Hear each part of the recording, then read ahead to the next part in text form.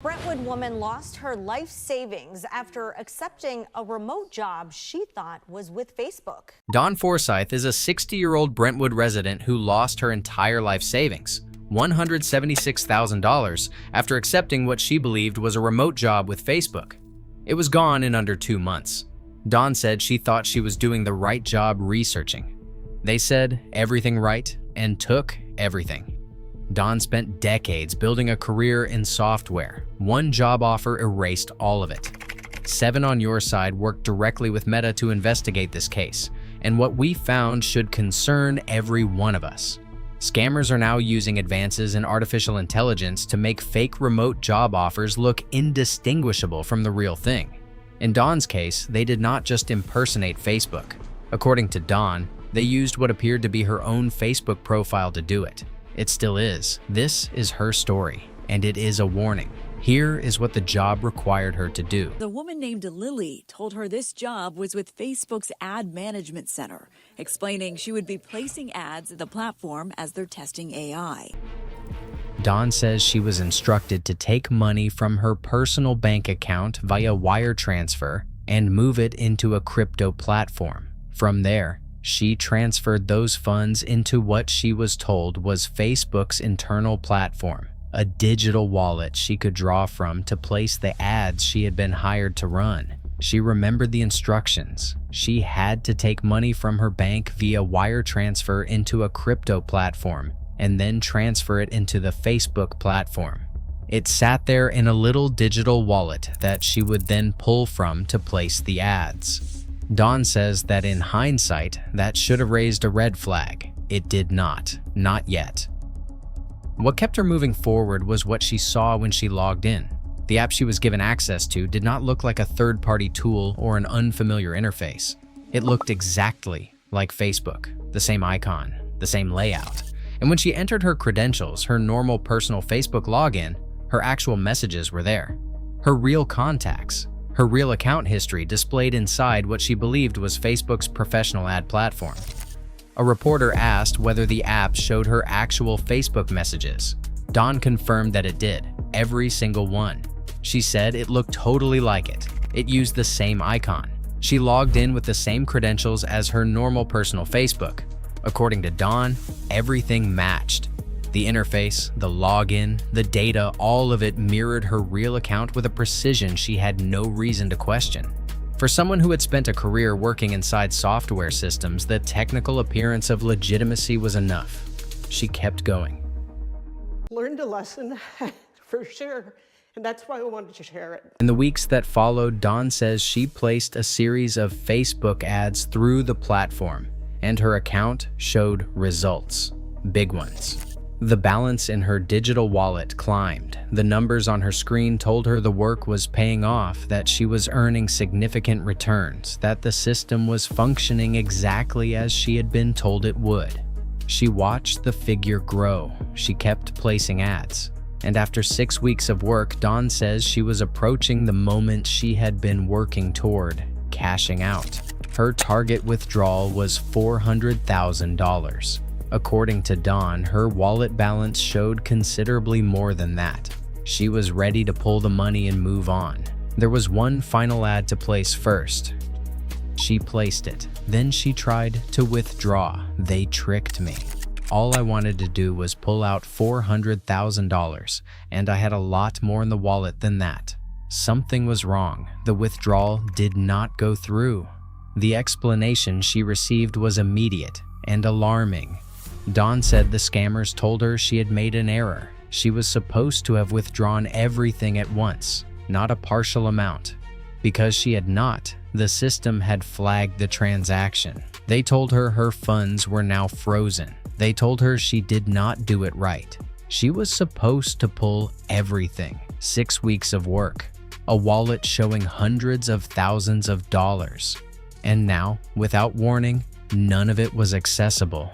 The trap, the one that had been waiting since the first wire transfer, since the first login, since Lily's very first message, had just closed. What came next was not confusion. It was a demand. Dawn says the scammers, now posing as Facebook's customer service, told her that her account had been flagged for improper withdrawal. To unfreeze her funds, she would need to pay a penalty. The amount was 20% of her total balance. She did not have it. I didn't have anything left. Dawn had already moved everything she had into the platform over the course of 6 weeks. Her savings, the money she had spent a career accumulating, were sitting in a digital wallet she could no longer access. And the people on the other end of her WhatsApp messages were telling her that the only way to get any of it back was to pay more. Then her mentor's tone changed. Dawn says the communication shifted from professional to personal. The pressure became direct, urgent. The mentor who had guided her through onboarding, who had answered her questions and coached her through every step, was now pushing her in a different direction entirely. Dawn says that was the moment something inside her changed. The fur on the back of my neck stood up. She knew. And still, the messages kept coming. Dawn says her mentor suggested she sell her car, suggested she take her belongings to a pawn shop, anything to raise the 20%, anything to unlock the account, anything to recover what was already gone. The pressure did not stop. It escalated. Dawn had nothing left to give, and the people who had spent 6 weeks building her trust were now making sure she understood that. $176,000. Why? That is the full weight of what Dawn Forsyth lost, not a portion of her savings, not money she could afford to part with, but the sum total of what she had set aside across a career that spanned decades in the software industry. It was gone in under 2 months, moved out of her bank account and wire transfers she authorized herself into a system that was never real. Dawn says it is terrifying, because I had a good job for most of my career. One stupid mistake. It is gone. Dawn says the messages from her so-called mentor did not stop after she refused to pay the penalty. They kept coming, persistent, personal. She describes them as haunting, a word she uses not for effect, but because that is what they were. Long after the money was gone, the contact continued. It still is. Dawn says she was infuriated, not just at the scammers, but at the situation, at the precision of it, at how thoroughly it had been constructed to work on someone exactly like her, a software professional, someone who knew the language, someone who had spent a career evaluating systems and making informed decisions. She decided to come forward, not because she expected to recover what she lost, but because she did not want someone else to go through it. That decision, to go public, to sit down and recount every step of what had happened, is the reason this story exists at all. Dawn's loss was real. Her reason for sharing it is just as real, and it is the reason action was taken. 7 on Your Side worked directly with Meta on this case. Upon reviewing documentation related to Dawn's situation, Meta took action, removing the fraudulent WhatsApp accounts that had been used to target her throughout the scam. Meta, the parent company of both Facebook and WhatsApp, confirmed that the accounts involved in Dawn's case had been suspended. But the company was also candid about the limits of what any platform can prevent. According to a WhatsApp statement, the company works to reduce spam and unwanted messages sent through its service. But just as with regular phone calls or text messages, it is possible for any WhatsApp user who has your phone number to contact you. The platform cannot fully control who reaches out first. Meta also explained something broader about how these scams operate. According to the company, it is common practice for scammers to move victims across multiple platforms throughout the scheme, starting on one app, shifting to another, and cycling through services to make the full scope of the fraud harder to detect and harder to trace. Dawn's case was not an isolated incident. It was one data point in a problem operating at enormous scale. Meta reports that more than 6.8 million WhatsApp accounts linked to criminal scam centers have now been suspended around the world. The crackdown reflects the size of what the company is up against. Networks of accounts coordinated across borders, specifically designed to target people exactly like Dawn. Experienced, careful, working professionals who had every reason to believe what they were being shown.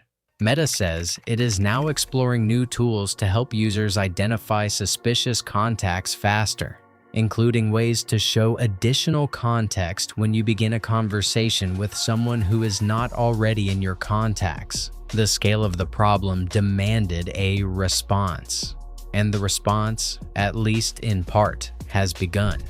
WhatsApp is now rolling out new features specifically designed to protect users from the kind of contact that targeted Dawn. One of those features shows safety tips automatically when you are added to a group by someone who is not in your contacts, a common entry point for scammers looking to establish initial trust before moving to a private conversation. The company is also working to provide additional context about who you are messaging when a conversation starts with an unknown number. You can take action right now. On both Facebook and WhatsApp, you can report and block senders at any time. It takes seconds. For a full guide on how to do that, and for more information on protecting yourself from remote job scams, the details are available on our website. Dawn Forsyth shared every detail of what happened to her, knowing it would not bring her money back. She shared it because she did not want someone else to go through the same 6 weeks she did. The wire transfers, the fake profits, the penalty demand, the messages that kept coming long after there was nothing left to take. Hopefully someone else sees this and they learn from it.